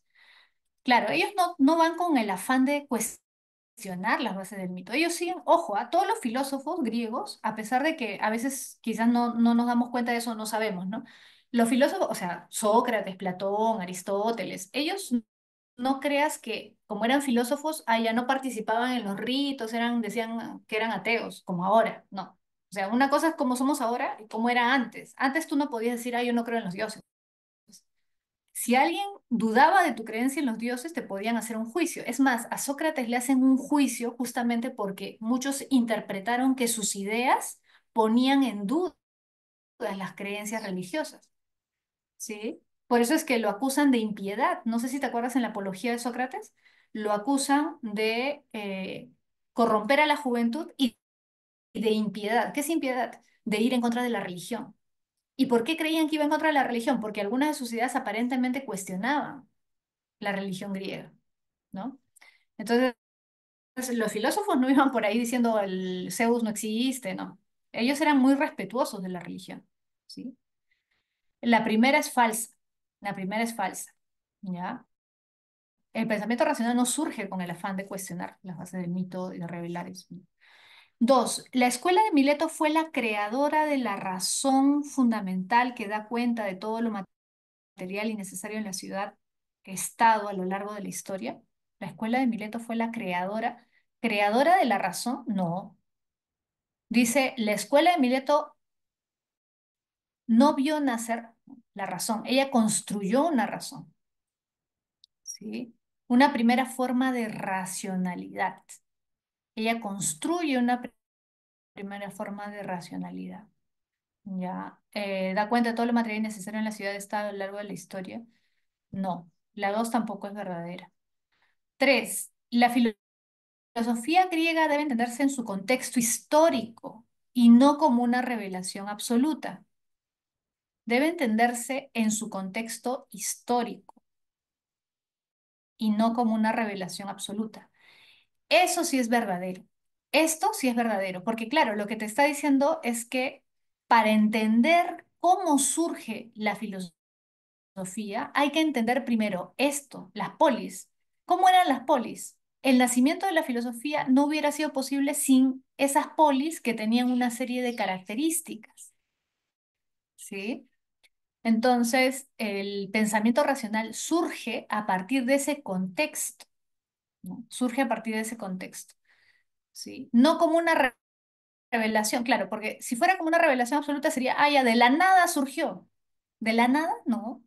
Hubo un contexto que permitió la aparición de esa racionalidad. Cuatro, la joven ciencia de los jonios construyó una forma inicial de racionalidad dentro de las polis. La joven ciencia de los jonios construyó una forma inicial sí, acá dice que construyen, ¿no? Construyen una forma de racionalidad, sí, dentro de las polis griegas. La joven ciencia de los jonios se refiere a esos filósofos de la naturaleza, pues, Tales, Anaximandro, Anaximenes. La clave es la B. Ujú. La clave es la B.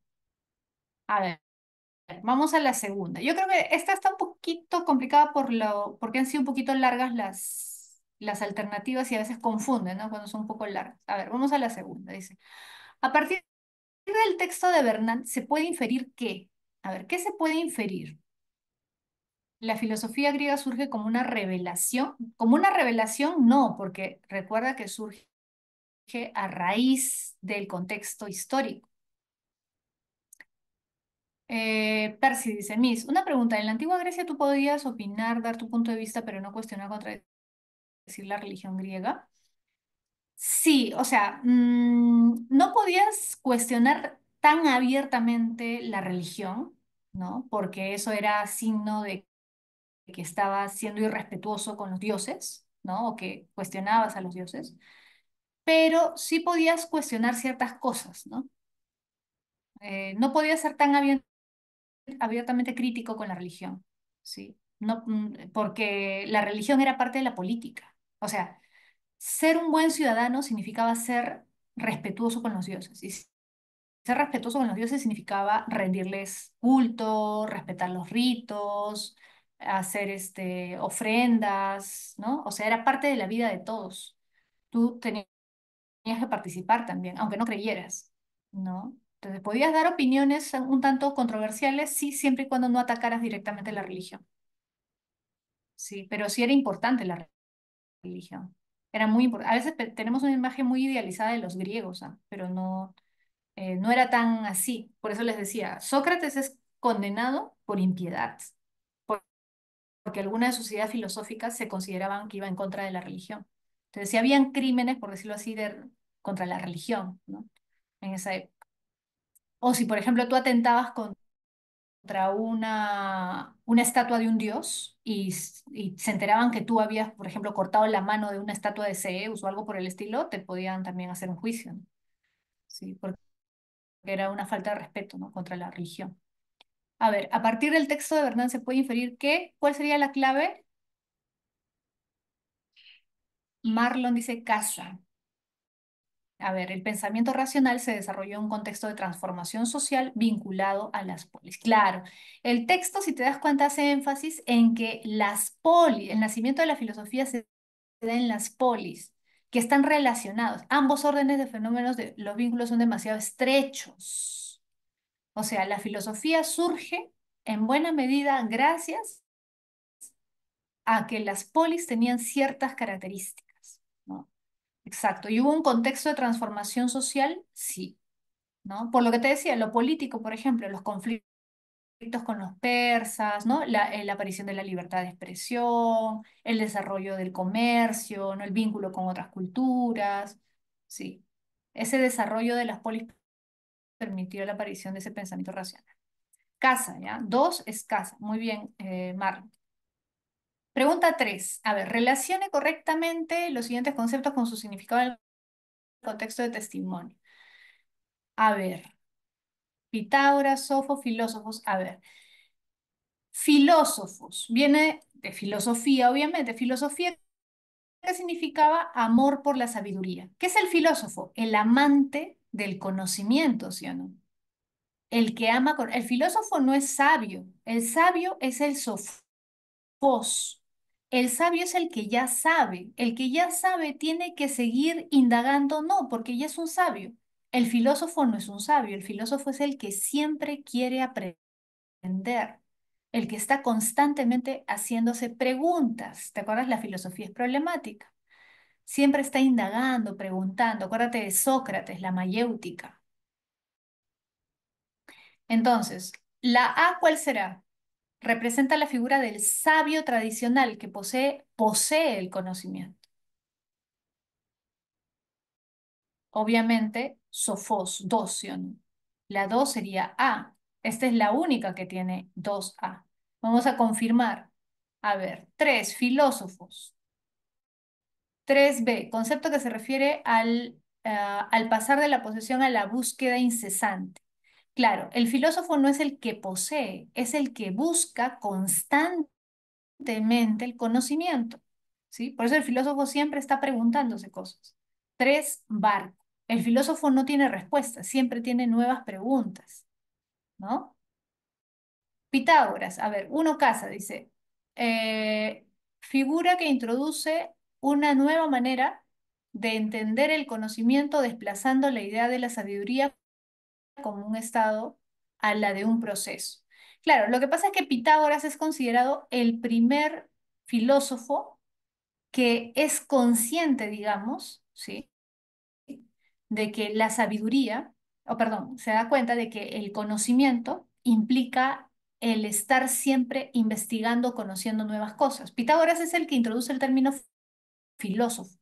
Filósofo es el amante del conocimiento, el que no posee el conocimiento. Él no es sabio, dice Pitágoras. El filósofo no es un sabio. El filósofo es el que busca conocer, ¿ya?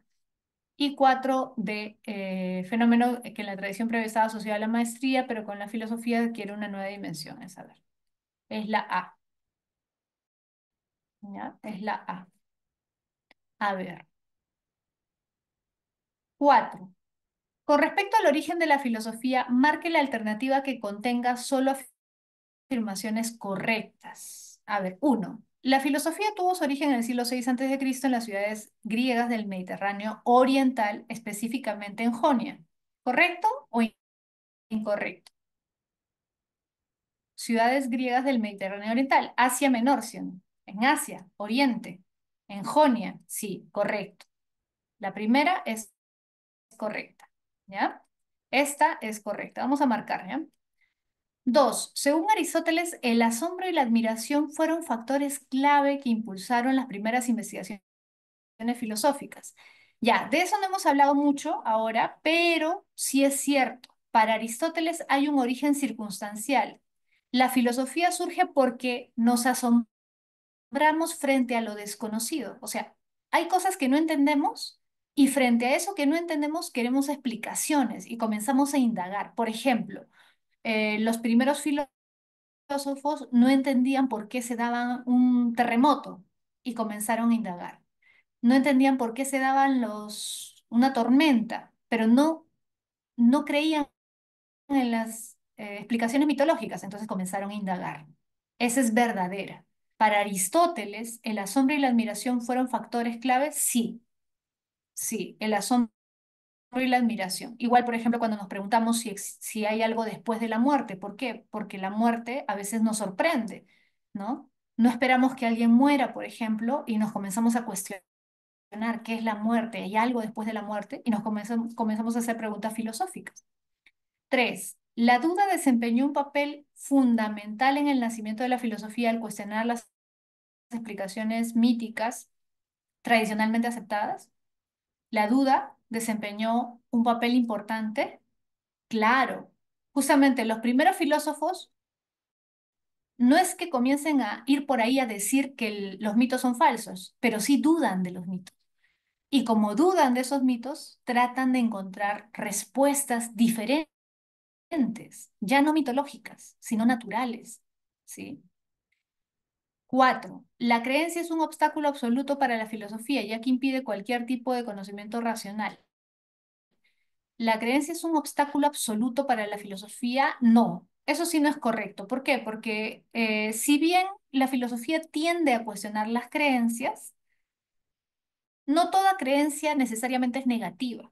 ¿Ya? Ojo, no toda creencia es necesariamente negativa y no es un obstáculo absoluto, porque si fuera un obstáculo absoluto, entonces la filosofía no hubiera surgido en una sociedad religiosa como la griega, ¿sí? Hubiera sido imposible. Muy bien, la clave entonces es la D, uno, 2 y 3. 4, D. 5. ¿Cuál de las siguientes afirmaciones explica mejor la relación entre la duda y el pensamiento filosófico? A ver, lean ustedes con cuidado.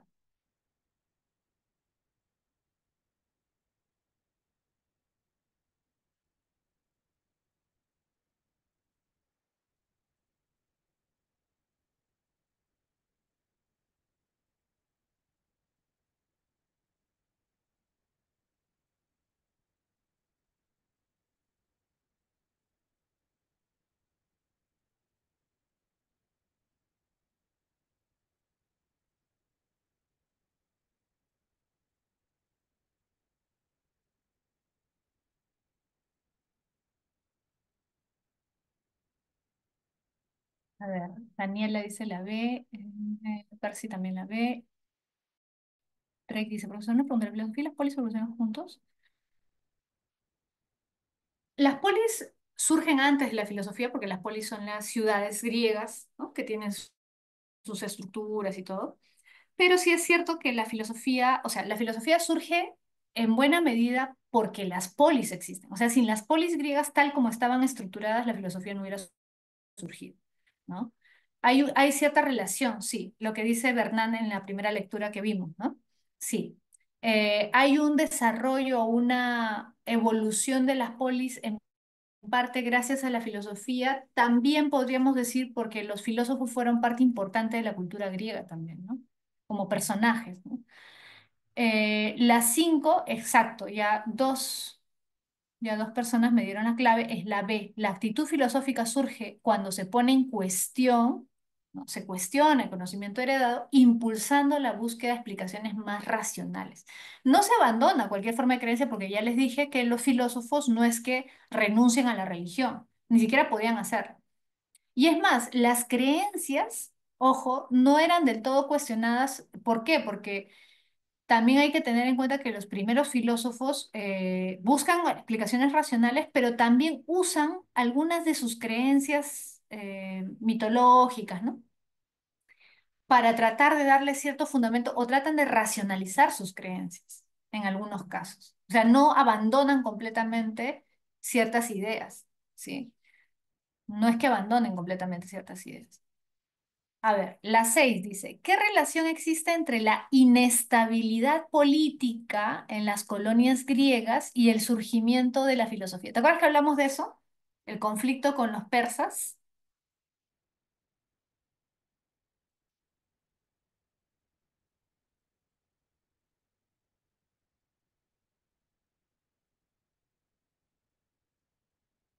El conflicto con los persas que permite, permite que más personas participen con sus opiniones, den sus opiniones en el ágora, discutan, debatan, y eso propicia, correcto, muy bien, la C, el pensamiento crítico, el debate, la discusión, la participación ciudadana. Muy bien, correcto. 7. Si el suelo griego hubiera sido más fértil, ¿te acuerdas que te dije que era árido, ¿no? Y apto para la agricultura? ¿Qué impacto podría haber tenido en el desarrollo de la filosofía? Como era árido, ¿qué necesitaban? Necesitaban relacionarse más con otras culturas para obtener esos productos que ellos no tenían, ¿sí o no? Necesitaban interactuar, necesitaban navegar, ¿no? Intercambiar productos, viajar.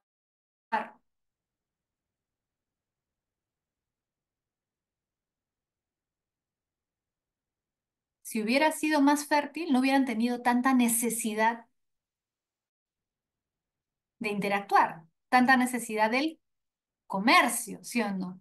Claro, es la A. El comercio habría sido menos necesario, lo que podría haber reducido el contacto con otras culturas y sus conocimientos. Como te dije, con Egipto, por ejemplo, tienen mucho contacto y gracias a ese contacto es que ellos comienzan a tener más conocimientos, ¿no? ¿Te acuerdas que te dije que los griegos en su época no eran la cultura más desarrollada? Los más desarrollados eran los egipcios, ¿no? Y otras culturas también del Asia. Ujú. La 7 es la A. Bien, chicos. Creo que ya estamos con la hora, ¿no? A ver, les voy a dictar las claves para que puedan entrar a su siguiente clase, ¿ya? La 8, esta está fácil. A ver, la 8, la clave es avión, ¿ya? 8, avión. 9, 9, a ver, al ojo. La filosofía no estudia este o aquel ente en particular, sino el ser en cuanto ser, el ser en cuanto ser. ¿Qué significaba ser? Todo lo que existe, ¿sí o no? No estudia una cosa en particular, estudia todo, totalizadora. Casa. 10, casa, ¿ya? 9 casa, 10 casa. 11, a ver, 11 es casa también. 11 es casa, ¿ya? 12 es barco.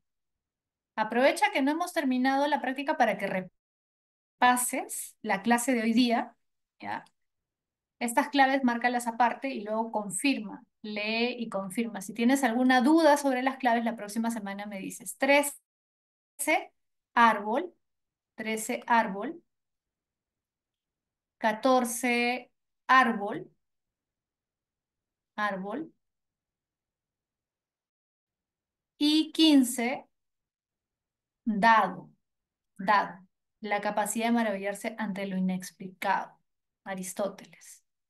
¿Ya? Esto es lo del origen circunstancial, ¿no? La filosofía surge cuando no comprendemos, cuando nos sorprendemos frente a lo desconocido. Queremos entender lo que no entendemos, ¿no? Lo extraño, lo maravilloso, ¿no?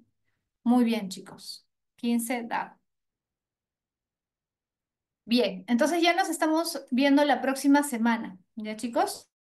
Si tienen dudas, preguntas sobre las claves, la próxima semana me dicen, comenzando, ¿ya? Eh, Ana Karina, repetir las claves. Las claves, a ver, vamos rapidito, ¿ya? 6 casa, 7 avión, eso ya lo vimos, ¿no? 8 avión, 9 casa, 10 casa, 11 casa, 12 barco, 13 árbol, 14 árbol y 15 dado.